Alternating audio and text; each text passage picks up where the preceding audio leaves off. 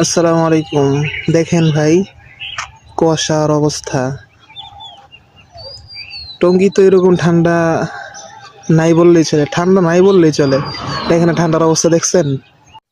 আর এই যে আমি শুধু একটা পাতলা সুতির জামা ছাড়া আর কিছুই আনি নেই। বুট কেন্দ্রে আসছি, আব্বু ডিউটি পড়ছে এখানে গাজীপুর।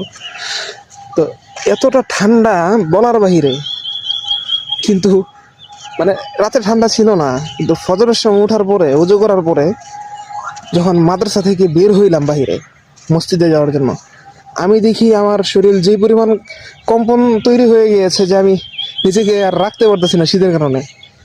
যাক, আমার শীত লাগুক আমার ঠান্ডা লাগুক তাতে কোনো সমস্যা নাই। তো আব্বু সতর্কতা শীতের জামা পর্যাপ্ত পরিমাণ নিয়ে আসছিল, কোট এবং ভিতরে একটা ওই যে শীতের মোটা গেঞ্জি ছিল, রুমাল নিয়ে আসছিল।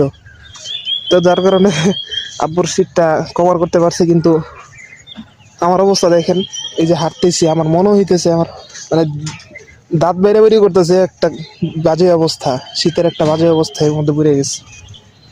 দেখেন এই যে কুকুর শীতের মধ্যে জমে গিয়েছে, দেখেন কিভাবে ঘুমায়, আমার দেখে দৌড় দেয়। হ্যাঁ, ঘুমা ঘুমা ঘুমা, সমস্যা নেই। শীতের মধ্যে অবস্থা দেখেন, অবস্থা চারপাশে শীত কুয়াশা।